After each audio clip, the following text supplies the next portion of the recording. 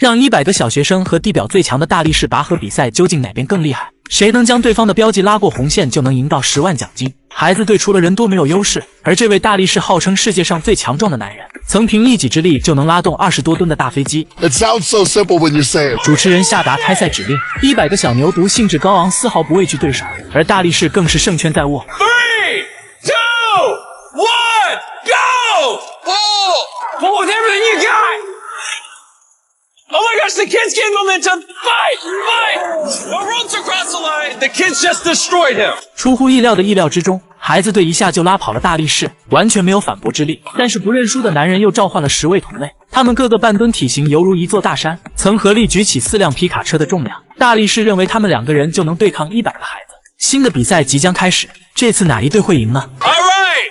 3, 2, 1, go!The kids just yanked the rope.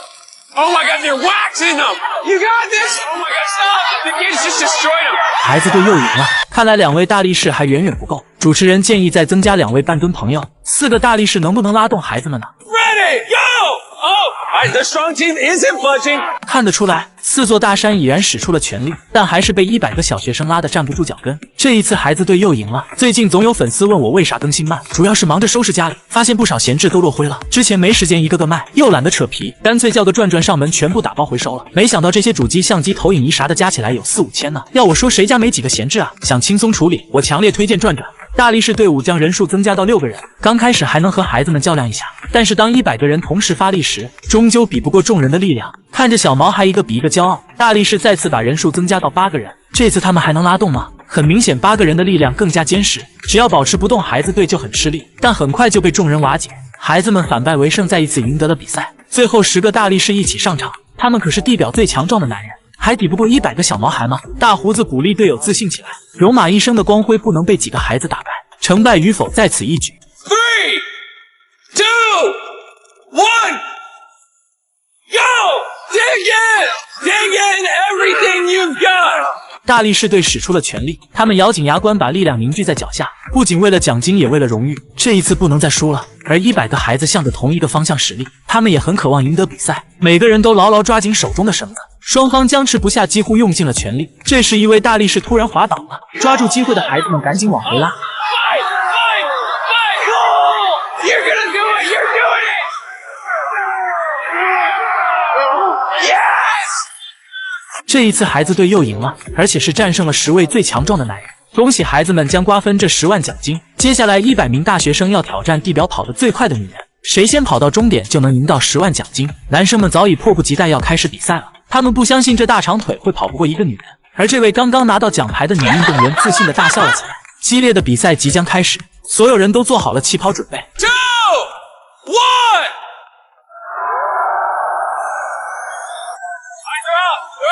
大学生们撒丫子全都跑了出去，前半部分还没有凸显女运动员的实力。随着节奏越来越稳，她甩开一批又一批的人群，跑到了最前面，和她并肩的35号紧追不舍。但是专业的训练和技巧，女运动员还是比她快了一步到达终点，赢得了比赛，也赢到了奖金。好可惜，35号差一点就追上了。那么问题来了，如果是你，有信心能跑过她吗？5个人挑战24小时不上厕所，谁能坚持到最后就能赢到10万卢布。他们在生理和心理的双重压力下，如何才能挑战成功呢？节目组贴心准备了充足的食物和一杯特殊的饮料。吃饱喝足以后才更容易上厕所。他们吃得很开心，完全没想过后果。而这杯一泻千里的小饮料更是一滴都不能浪费。有趣的挑战正式拉开序幕。5个人谈笑风生，表示肚子一点也没有反应。主持人找来一位高大威猛的拳击手助他们消化，每人一拳实打实的捶在肚子上，竟然疼得有点茫然。小小的身体力气倒不小，拳击手打完收工离开了场地，而他们的肚子还是没有感觉。主持人继续整活，谁站在平衡板上的时间最短就要接受惩罚。乔治晃晃悠悠坚持了5秒，而老王只站立了3秒钟。阿伟的时间也是5秒，杰克颤颤巍巍超出了8秒钟。小白的平衡感最好，他坚持了11秒。老王输了，不得不接受惩罚。主持人将一个电击手环绑在他的胳膊上，按下遥控器就会出现刺痛感，30分钟以后才能取下来。老王生气的坐立难安，随时出现的刺痛让他更加难受。1个小时后，5个人还是不想上厕所。主持人让他们比赛吹气球，最后吹破的人就要接受惩罚。上面用嘴使劲吹，下面的阀门可能会控制不住，而这个气球竟然比想象中更大。持续吹了3分钟，杰克首先吹爆了气球，接着是阿伟，飞出去的不只是气球，看来他的肚子有了反应。老王和小白也吹破了气球。这一局乔治输了，他的惩罚是按摩肚子，专业的手法和技巧助他一臂之力，这谁能忍得住？乔治的肚子胀胀的很有感觉，但他认为还能夹得住。直到按摩结束，也没有人要去厕所。主持人拿来一杯南瓜汁和青豆让他们吃下，特意搭配的拉稀套餐不知道有没有用。老王假装电击撒掉了一半的豆子，南瓜汁也要少喝一点。他的惩罚逆转成了好处，其他人就没有那么幸运了。喝掉饮料也要吃完豆子。主持人打赌不超过5分钟就会有人去厕所，但是他们表现得很轻松，丝毫没有要拉的意思。主持人又找来一位瑜伽师帮他们一把，奇奇怪怪的动作让肚子很有压力，这要是绷不住喷出去该有多丢人。他们只能收紧阀门祈祷赶紧结束。15分钟后运动结束，几人累得气喘吁吁不愿动弹。主持人问他们想去厕所吗？有人想去但是不能去，为了奖金还要再忍一忍。主持人准备了5台手机让他们选择，绿色屏幕代表安全，红色屏幕代表惩罚。这一关没有技巧，全靠运气，只有杰克的手机屏幕是红的。主持人拿来一盒西梅干让他吃下，味道很不错，效果也很让人期待。杰克全部吃完一颗不剩，但他还不想上厕所。主持人再次提出新的游戏规则，每人做20个蹲起，谁的脉搏跳得最快就要接受惩罚。每次蹲下起立肚子都很有压力，为了不拉只能更用力的收紧，一紧张脉搏就有可能升高。乔治的指数是117，老王和他一模一样。阿伟丝毫不紧张，他的指数只有99，而杰克看起来很不自然，他紧张到144。小白的指数一下冲到了158。主持人拿来30毫升的豆油让他喝下，味道不错，非常难喝，不知道他的肚子还能不能撑得住。3个小时后，主持人找来2位催眠师让他们放松身体，想拉就去拉，干嘛跟屎过不去？不管催眠师如何催眠，他们依旧收紧阀门不敢松懈。而另一位催眠师更加直接，索性上手帮他们排气。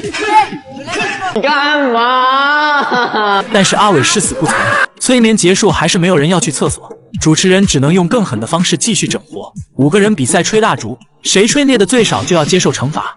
乔治一口气吹灭了3支，小白吹灭了4支蜡烛，杰克的口气真不小，一下吹灭了5支蜡烛，老王也吹灭了4支。轮到阿伟了，他的肚子早已冒泡，并不敢用力吹气，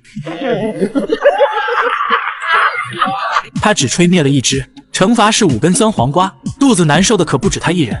比赛进行了6个小时，他们吃的乱七八糟，肚子已经有了反应，咕噜噜的气体也不敢放出去，这一排有可能会一泻千里。主持人问他们要不要去厕所，但是没有人回应。既然没有人退出，那就继续挑战，不管用什么方法，只要动起来就会有人憋不住。7个小时后，他们好像达到了极限，排气声不断的响起，谁也不知道自己拉没拉。老王再也忍不住了，他主动放弃了比赛，跑向了厕所。炸马桶的声音如此诱惑，外面的人听得坐立难安。主持人又拿来一杯西梅汁让他们喝下，这次看你们怎么忍。不出意料，小白紧张地跑向了厕所，马桶竟然坏了，他只能跑去外面的厕所解决。主持人听见声音，笑得眼泪都出来了，这是急得不能再急了。剩下的3个人继续吃梅干喝梅汁，他们还能坚持多久呢？乔治实在吃不下了，主动放弃了比赛。阿伟也是硬撑，他认为杰克肯定和他一样，只要多坚持1分钟就能战胜对手。看来是他想多了。杰克表现得并不难受，他好像已经掌握了技巧，只要慢慢调节排气，肚子就不会疼。10分钟后，阿伟着急地跑向了厕所，他实在撑不住了。恭喜杰克赢得了比赛，也拿到了奖金。他坚持了8个小时，已经是身体的极限，太不可思议了。那么问题来了，如果是你，能坚持多久呢？男人挑战住在地下12米的避难所里，只要和陌生的异性生存100天就能赢到50万美金。如果有1人提前离开，奖金就会归零。避难所的设计紧凑且合理，不仅储备了100天所需的物资，还可以自己种植新鲜蔬菜，所以他们并不担心会被饿死。但是在不见天日的地下室里，没有手机，没有互联网，他们能坚持多久呢？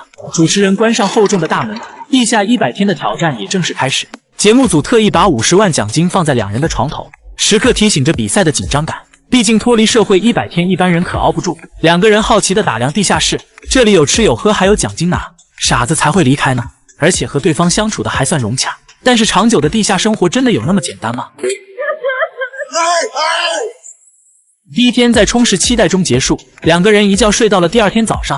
他们愉快地一起做早餐，毕竟要生活100天呢，所以尽量和平相处，给对方留一些空间，互不打扰。细心的小美发现这些奖金被锁住了，而且上方还有一个特殊的装置，这正是主持人提前迎接第10天的挑战，前提是他们能坚持下去。第3天的心情依然很不错，他们约定一起健身，做最强壮的人。乔治表现得很绅士，每天都在做饭打扫卫生，而小美无所事事，只顾着貌美如花。这样的相处方式坚持了10天，以后的日子会更加漫长。主持人如约进入了地堡，他打开奖金两边的木盒子，里面是手部扫描仪。当小助手按下按钮时，上方就会出现1分钟倒计时。只有2个人同时把手放在扫描仪上才能暂停计时器，不然倒计时归零，奖金就会被烧成灰。以后的每一天都会启动一次计时器，而且没有时间规定。Every single day? Every day. What if I'm showering? I don't care the reason why. If you guys mess up just one time, both of you are leaving with nothing. Oh my gosh. 主持人介绍完游戏规则就离开了，2个人瞬间懵逼了。这要是睡着了怎么办？他们商议把床垫移动到扫描仪的旁边，这样就可以随时待命。第11天的时候，小助手再次按下了按钮，还好2个人离的距离不远，只过了5秒钟就暂停了计时器。他们紧张的心跳加速，1天1次的警告终于解除，接下来的时间他们可以自由发挥，想干什么干什么。而小助手也在伺机而动，按按钮的时间从不一致，凌晨、半夜，也可能是其中一人上厕所洗澡的时候，但都被他们一一化解。2个人的合作方式也更加默契。第20天的时候，主持人再次来到了地堡，提出拿5万美金买走30秒的倒计时，只要按下扫描仪不超过时间就能拿到55万美金。这个附加条件很诱人，而且他们之前只用了几秒钟就暂停了计时器。2个人一致同意缩短时间，计时器改成了30秒，他们的奖池又增加了5万美金。挑战越来越有难度，他们也打起了12分的精神，每次按下扫描仪的时间都没有超过10秒钟，掌握的越来越得心应手。很快又到了第30天，主持人再次提出了新的挑战，如果取消警报的提示音，就能多加5万美金。2个人商议了半天，没有了提示音可能随时随地错过扫描仪，到时候1分钱也拿不到，更别说这区区5万美金了，能保住55万才是赢家。所以他们这次放弃了加码的机会。主持人有些失落，也只能祝他们好运。在接下来的几天里，乔治承担了大部分的家务，还要1天3顿不停地做饭，而小美不是在忙自己的事，就是在等着吃饭。2人的关系在潜移默化的改变，从应付说话变成了互不搭理。这样紧张的氛围让主持人决定应该做些什么。于是在第40天的时候，他提出谁现在退出就能拿走10万美金，而另一个人也不会被淘汰。Maybe I could leave. I do everything around here. I do all the cooking. I take care of the plants. I even entertain you with how bad I am at the guitar. I think I might leave No, you. you can't. 听到乔治想走，小美极力劝阻。10万美金才多少？55万我们平分不好吗？乔治迟疑了片刻。I'm sorry.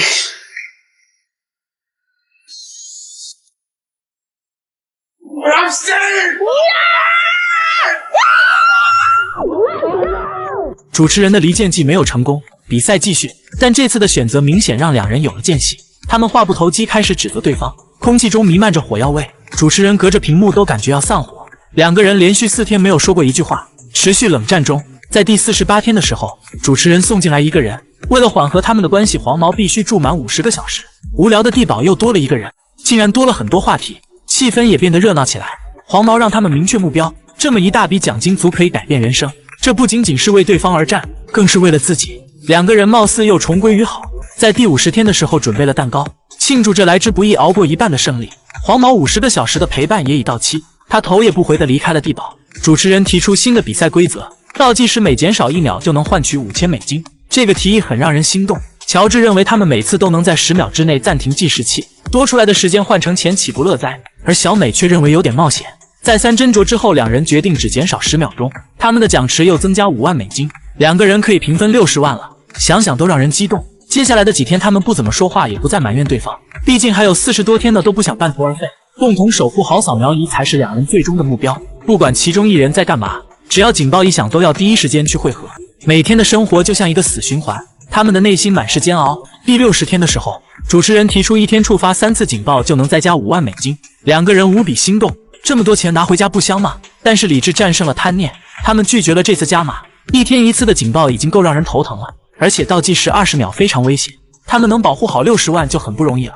持续不断的消极时刻缠绕着2人，突然对周围的一切提不起一点兴趣。乔治整天待在储物室里看书，小美无聊到透顶，开始整事。她趁乔治离开的空隙把书藏了起来，事后还不承认是自己干的，这让乔治很生气。他突然后悔当初没有拿钱离开，这么多钱可以买到时间，但是买不到自由。第70天的时候，主持人用一块黑布将2人分开，在互不影响的时候提出现在离开就可以拿到20万美金，另一个人也不会被淘汰。这次他们该怎么选择呢？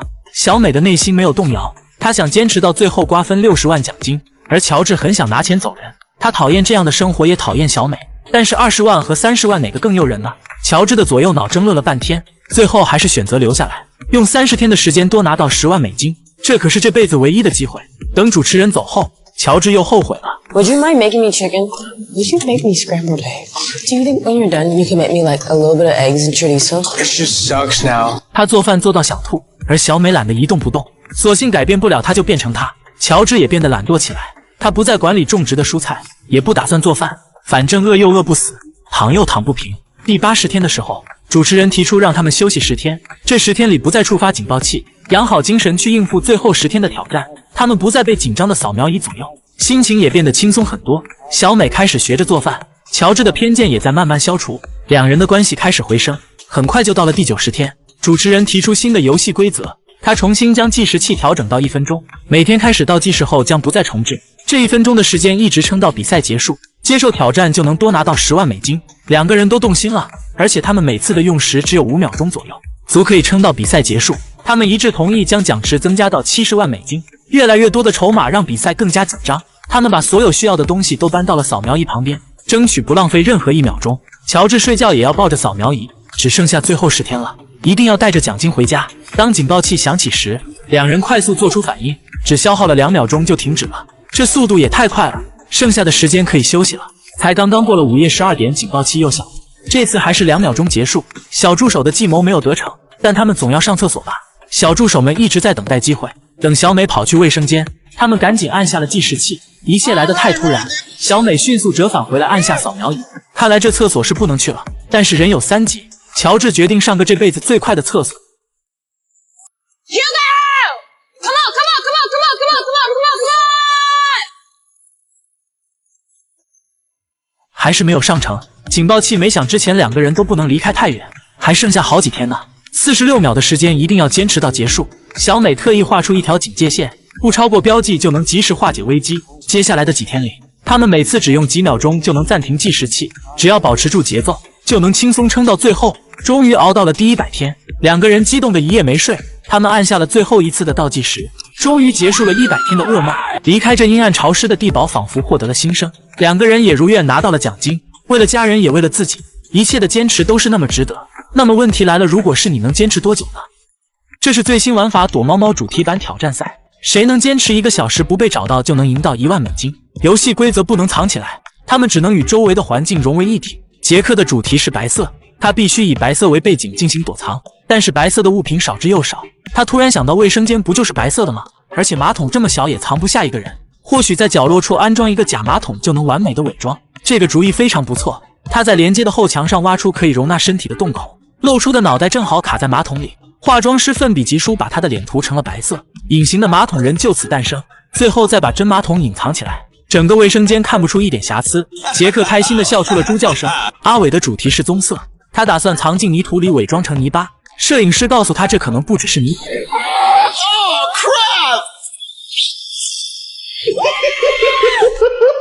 这棵树也是棕色的，但他爬不上去怎么办？那就变成树也不错。他在树下挖出1人高的深坑，等他跳进去后，表面用泥土掩盖完整，露出的头部就交给化妆师了。只要剪些树皮贴在脸上，就能伪装成完美的大树。不管远看还是近看，都很难识别出来。阿伟藏的异想天开非常隐蔽。乔治的主题是绿色，而这片草地就是绿色的。他准备躺在下面伪装成草坪，于是火速挖了一个2米长的深坑，接下来把草坪恢复平整，大脸一定要露出来。游戏规则不能破坏。心灵手巧的化妆师再次施展魔法，把干净的小白脸变成了青青草原，无缝衔接进草地里，几乎看不出差别。乔治绿油油的藏好了，另一边的小美也找到了容身之处，她要伪装成蒙娜丽莎挂在墙上，于是用锤子砸穿了墙壁，整个人躲在后面，只露出来一张脸。经过化妆师的精心打扮，小美变成了蒙眼丽莎。而肖恩的想法更加离谱，他要伪装成樱桃馅饼，大红的颜色倒很符合他的主题，只要在旁边放些食物打掩护，他躲在桌子下面就能安心的做个馅饼。5个人都已藏好，寻找的赏金猎人也准时来到了场地，只要1个小时找到他们，猎人就能拿到1万奖金。专业的侦查技巧加上经验，他不会放过任何可疑的地方。他的目标是找人，所以怀疑的地方都要清除。猎人大步向厨房靠近，突然踩到一颗红色的东西，他闻了一下，竟然是颗假樱桃。难道有人藏在这些食物里？猎人举起小刀挨个铲除桌子上的食物。肖恩吓得瑟瑟发抖，不敢吱声。当危险越来越近时，肖恩快速离开桌子准备逃离，但还是被抓住了，成为了第一个被淘汰的玩家。时间过去了20分钟，猎人继续找寻线索。他在草坪上发泄着无名之火，完全没有看到隐身的乔治，但在树下却发现了一块掉落的树皮。敏锐的嗅觉告诉他，可能有人伪装成了大树。于是他将一只蜘蛛放在树上。阿伟忍受不住瘙痒，叫出了声音。猎人又找到一个人，阿伟也被淘汰了。猎人再次回到房子里，大肆的搞破坏。他找不到其他人，急火攻心，大鼻涕都要气出来了。当他准备上厕所时，竟然发现马桶是坏的。怎么对面还有一个马桶啊？卫生间的设计好奇怪，只是这个厕所是正常的，那个明显不能用。猎人故意坐上去一试便知，杰克忍耐到了极限，再也装不下去，而猎人却执意要冲马桶。解决完杰克以后，时间还剩下10分钟，还有2个人没有找到。猎人只好拿出热成像扫描房间，只要有温度的地方就能一目了然。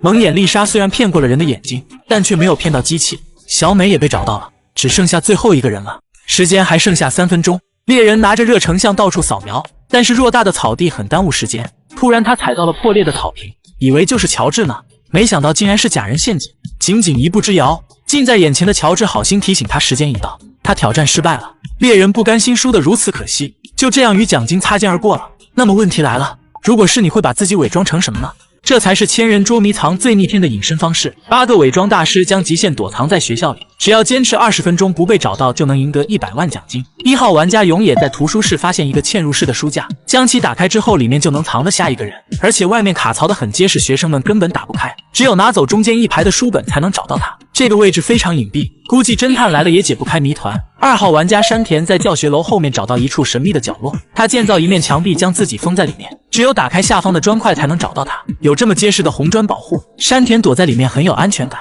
3号玩家松尾将目标选在了老师的汽车上，他要伪装成方向盘躲在车里，只要一动不动就没人能分出真假。自信的方向盘也藏好了。4号玩家刚步在后门看到一阶铁质的楼梯，只要打开一侧的铁皮就能藏进去，虽然造型有点曲折蜿蜒，但是为了奖金屈身忍一忍也是值得的。5号玩家赛亚将小卖部的货架延伸出30厘米，隔出的空间就能藏在里面，只有打开层层摆放的画板才能找到它。唯一的破绽就是画板后面的黑布，但是有缝隙的架子谁会想到里面能藏人呢？6号玩家粗品在体育馆的2楼发现一处夹角，将其填满之后就能形成藏人的空间，再将表面呈现出落灰的质感，它就能高枕无忧地藏在里面了。7号玩家菊田脑洞大开，竟然伪装成楼顶的探照灯，白天不需要发光发热，而且空荡荡的天台也不会有人上来找。你还别说，不仔细看还真发现不了。其实只要换一个屏幕清楚点的手机，还是能找到破绽的。大家换新后旧的都是怎么处理？像我的 iPhone 14 Pro Max 找转转上门回收了4300多，而且转转现在可回收的品类特别多，小到相机和镜头，大到吉他球杆，甚至就连运动相机、包包和腕表都能回收，一键下单通通打包带走。总之有东西要回收。我首先推荐转转。8号玩家秋山这期依旧是灯下黑，他混进表演舞团的队伍里充当舞者，只要表现得从容淡定就不会引人注意。8个人全部隐藏完毕，1200名高中生迫不及待要开始找人了。只要在20分钟之内找到他们，奖金就能留在学校，还能放假3天。倒计时开始，学生们快速跑向校园，开始地毯式搜捕。他们一向熟悉的场地，能不能找到所有人赢得比赛呢？冈部的身边有2位学生跑过，他们丝毫不关心路边的楼梯。图书室作为热门场所，更多的学生跑进来找人。这时2位男生正在扒拉永野的书架，很谨慎地拉出来一排书本，没有发现异常又走了。看来还是太年轻，没有找到正确的方向。赛亚的小卖部也出现了很多学生，其中一位男生好像发现了不对劲，但是表面做的足够逼真，还是打消了他们的疑心。山田的后墙人来人往，他们匆匆跑过，并没有看到突然多出的墙壁。秋山已经完全融入到舞团的队伍里了，他忙碌地收拾着道具，根本不敢抬头看，而菊田就在头顶静静地看他笑话，一度怀疑怎么没有发现他。粗品的箱子被几位学生敲了几下，然后头也不回地跑开了，这也太草率了。松尾的小汽车特别不起眼，没有人往里看，也没有人打开它，难道他伪装得这么逼真吗？时间过去了5分钟，他们像无头苍蝇一样到处乱跑。秋山低着头跟着队友往前走，这时突然传来学生们咆哮的声音，原来他们发现了摇头晃脑的探照灯。菊田也太不小心了，他被第一个找到了。学生们分布在学校的各个角落翻找，不留痕迹的伪装几乎能骗过所有人，如果没有火眼金睛，怎么能找到他们呢？秋山被护送着再次出现在室外，一名学生老远就发现了异常，他站在远处确认了半天，终于鼓起勇气前去查看。秋山赶紧往另一边移动，他逃走的同时，男生已经确定了目标，赶紧拍了拍他的肩膀。秋山藏无可藏。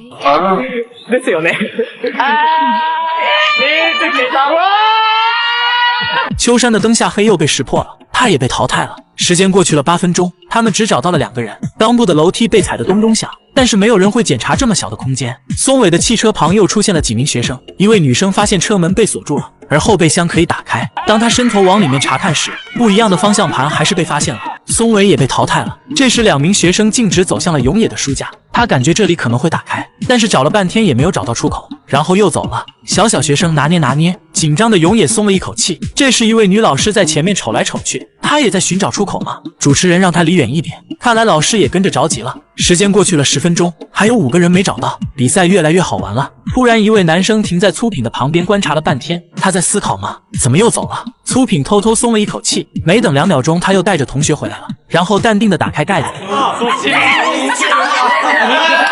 粗品被他的回马枪惊呆了，原来这个位置他经常使用，一眼就看出了端倪。时间还剩下7分钟，还有4个人没找到。学生们打起精神继续翻找，他们藏得巧妙且隐蔽，一般人看到也不会起疑心。就这样骗过了大部分的学生。山田的旁边突然出现了很多人，但他们看向的却是反方向。其中一位男生在墙壁上拍了几下，没有发现异常又走了，再一次完美错过了。这时时间还剩下4分钟，学生们丝毫没有线索。一名男生在冈部的头顶跳来跳去，他看向远处的屋顶，也没有怀疑脚下的楼梯。只剩下最后2分钟了，他们找来找去，逐渐失去了信心。没有人能跟上伪装大师的脑回路，总是在怀疑和行动上分道扬镳。这么多学生竟然找不到4个人。时间开始倒计时，他们输得心有不甘也无可奈何，藏到最后的4人赢到了比赛。节目组开始揭晓答案，学生们既惊喜又后悔，近在咫尺都没有找到，他们也太会藏了。那么问题来了，如果是你能找到他们吗？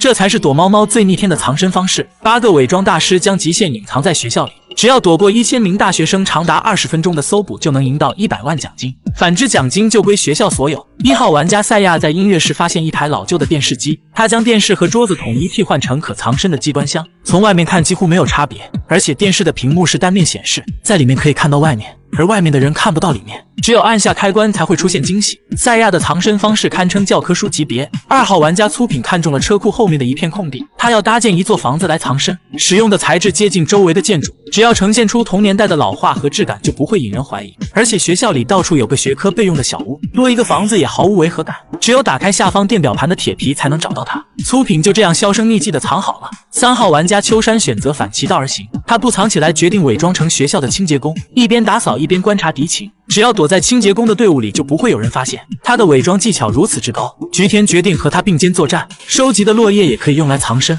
而且同一个位置没人能想到会藏2个人，他和秋山总要留一个吧。2人的想法一致，你认为谁会藏到最后呢？5号玩家松尾把目标定在了校园后面的菜地里，他要伪装成一颗不起眼的卷心菜。这个位置很少有人出现，而且逆天的伪装技巧谁能想到呢？你还别说，不仔细看还真发现不了。其实只要换一个屏幕清楚点的手机，还是能找到破绽的。最近我发现转转的2手手机好划算，我这苹果15支花了3300，就比16少了个拍照键，却便宜了2600。现在新款升级不大，买2手性价比更高，而且转转的手机都经过多轮检测，比一般的2手更靠谱。他家游戏机也很不错，买靠谱的2手我推荐转转。6号玩家冈部在体育馆的楼梯下增加一根柱子，其空间非常狭窄，他必须全程吸紧肚子藏在里面，但是这个位置异常隐蔽，一般人肯定想不到。7号玩家本田看到停放校车的车库非常宽敞，他决定在最深处增加新的墙壁，隔出的空间就可以藏在里面，只要把墙壁做得足够逼真，就不会让人发现。唯一的破绽就是可拆卸的排气扇，希望学生们没有那么聪明。8号玩家永濑决定藏在琳琅满目的商业实践室，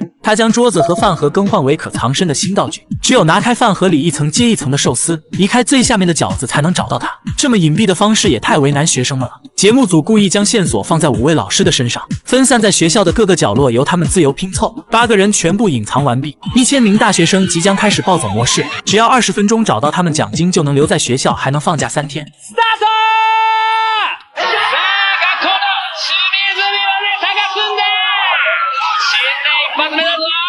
学生们在熟悉的校园里飞奔，他们很有信心能找到所有人，但是藏身的各位可是伪装大师，就看大学生的脑回路能不能跟得上了。赛亚的音乐室跑进来5个人，他们在电视的左右看了一眼，并没有发现异常。永濑的商品区迎来了一大批学生，这里摆放的小件物品居多，似乎不适合藏身。但是永濑的顶级伪装岂是正常人能够瓦解的？粗品的门前也出现了几名学生，他们甚至没有回头看一眼小屋，这记忆力也太差了。几名女生在疯狂地翻找落叶，而秋山淡定地充当清洁工，如果不当面指认，他是永远不会承认的。冈部的楼梯间不断地有学生经过，但是这个位置很容易让人忽视。这时一位女生径直跑向了赛亚的电视机，在侧面看了一眼又走了。好险呐！赛亚紧张的心跳加速，1000名学生分散在学校的各个角落寻找，他们很用心的在找，但是这群老六比老鼠还要狡猾，如何才能找到他们呢？时间过去了4分钟，松尾的菜地也出现了几名学生，但他们并没有看一眼菜地的方向。不得不说，松尾的伪装技巧也太高了。永濑的线索散布在校园里，有的人看见还以为是恶作剧，但有的人却能及时反应过来。这时2位女生一直盯着秋山的方向，她们有一瞬间脑袋清晰，想到了思路，但就是没有做出行动，就这么完美的错过了。松尾的菜地又出现了2个学生，女孩反常的走向了菜地，距离松尾只有几十厘米，只因为在菜群中多看了一眼，就找到了松尾。他们终于淘汰了一个人，原来女孩是学生物的，对菜地这块非常熟悉。松尾输得心服口服。时间过去了6分钟，学生们提高警惕，继续寻找。赛亚的桌子被打开又关上，没有人会怀疑一张装满机器的桌子，但是越来越多的学生翻找，赛亚藏得心惊胆战。永濑的商品区一样热闹非凡，学生们翻来翻去，一点线索也没有。本田的车库人来的也快，走的也快，空荡荡的视觉好像没什么可找的。他就这样骗过了一批又一批的学生。这时几位女生盯上了装落叶的车子，菊田吓得一动不敢动，其中一位开始用扫把拍打落叶，扒来扒去，竟然发现了一只大脚。菊田被找到了，秋山慌的一批，他端着簸箕也不敢靠近车子。这反常的一幕还是被一位学生发现，秋山也被找到了，2个人双双惨遭淘汰。时间过去了10分钟，他们只找到了3个人，这速度明显不够用啊！这时2位男生路过楼梯口，一眼就发现了冈部的柱子，而且是空心的，藏人的几率很大。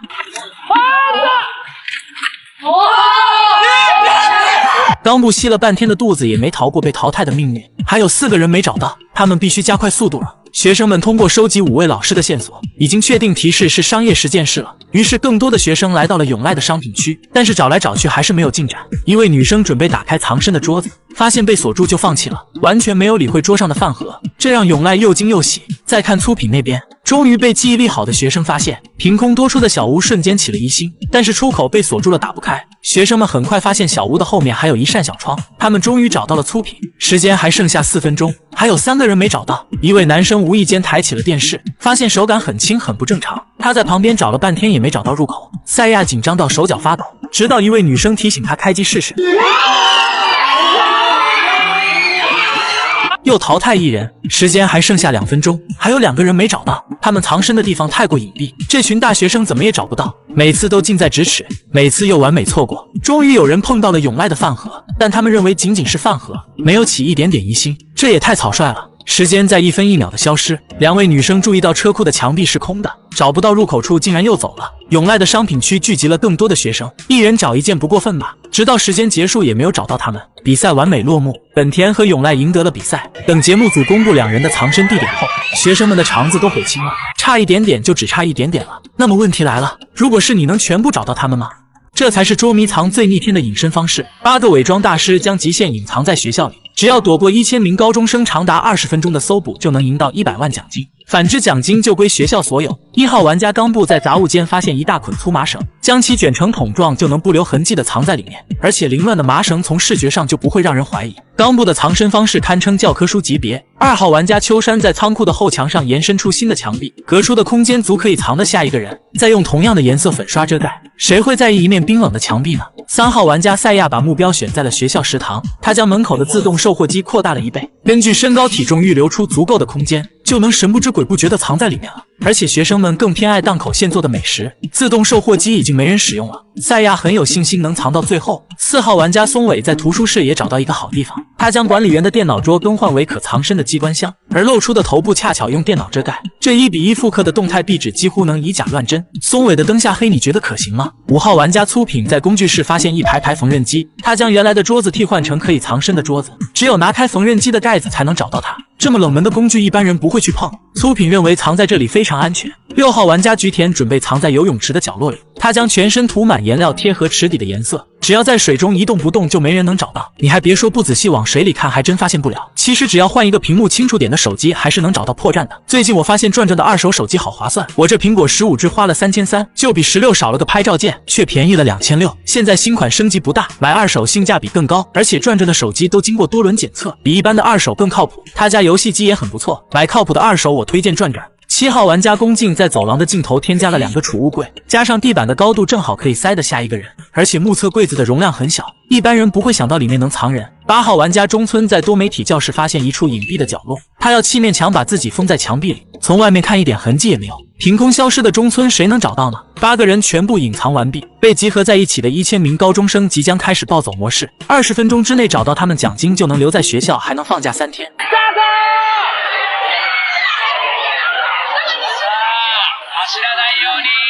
学生们在熟悉的校园里飞奔，想要找到区区8个人还不是轻轻松松，但是藏身的各位可是顶级玩家，就看他们的脑回路能不能跟得上了。图书馆的松尾淡定地充当壁纸，学生们乌泱乌泱地从旁边跑过，没有一人注意到管理员的尴尬表情。再看粗品那边，有位女生明明碰到了缝纫机，就是没有打开盖子，这也太草率了。赛亚的自动售货机非常低调，甚至不会有人回头看一眼，而杂物间的冈部藏得心惊胆战，他的身边不停地有人进来翻找，每次都碰到了麻绳，但是每次都没人扯开，就这么完美的错过了。1000名学生分散在学校的各个角落，他们都在很努力地寻找。泳池里的菊田隔一会就要出来换气，而学生们跑来跑去，始终没有发现他。菊田的伪装技巧也太高了。再看宫静这边，2位男生一直跑到了走廊的尽头，突然多出的储物柜越看越不对劲，而且这个位置他几乎每天都来，以前也不长这样啊。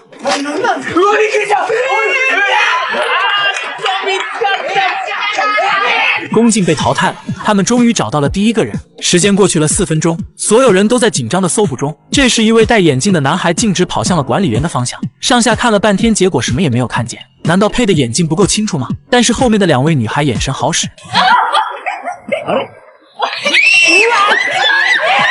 他们终于找到了松尾，又淘汰1人，剩下的6位玩家紧张的手心冒汗。这群高中生也不全是近视眼。再看餐厅这边，2位女生在自动售货机旁停留了半天，她们发现投放纸币的出口被封死了，以前明明是开放的，难道有人动了手脚？赛亚也被找到了，只用了6分钟就找到了3个人，果然是人多力量大。游泳池里的菊田灵活切换着水位，他时不时的就露头换气一下，这种体验既紧张又兴奋。另一边的多媒体教室聚集了很多的学生，其中2个女孩掀开幕布，发现了隐蔽的角落，这面墙壁怎么还翘边了？听声音好像是空的。中村紧张到手脚发抖，还是没躲过被找到的命运。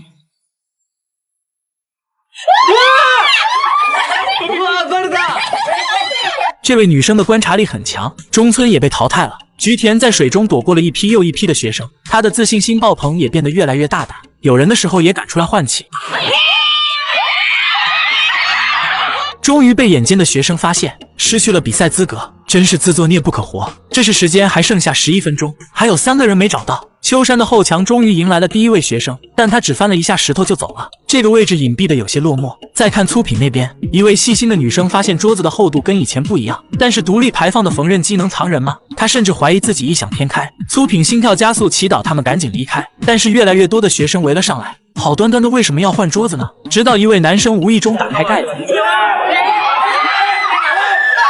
才发现了粗品的藏身处，他们又淘汰1个人。这时时间还剩下8分钟，还有2个人没找到。学生们的热情丝毫没有减少，他们依然激动地寻找着。冈部的杂物间非常热闹，这里很凌乱，似乎更适合藏人，但就是找不到会藏在哪里。秋山的后墙也出现了很多的学生，但他们也仅仅是看一眼就走了。在接下来的5分钟里，学生们翻箱倒柜，几乎找遍了学校的每个角落，而冈部和秋山顶着35度的高温一动不动，时刻紧绷的情绪让人汗流浃背，但是为了奖金还能再忍一忍。这时时间还剩下3分钟，冈部头顶的麻绳被翻来翻去，眼看就要被扯开了，却突然被另一个女生扰乱了方向。好险呐，差一点就被找到了。很快只剩下最后1分钟了，他们找不到剩余的2人也变得紧张起来，到底藏哪去了？就差没有掘地3尺了。这时短发女生终于发现了后墙的墙壁是空的，但她一直找不到出口，在周围浪费了太多的时间，直到比赛结束才有人找到了出口，但是为时已晚，他们超出了比赛时间。秋山和冈部赢得了比赛，也赢到了奖金。1000名高中生输的口服心不服，他们终究是比不过伪装大师。那么问题来了，如果是你，有信心能找到他们吗？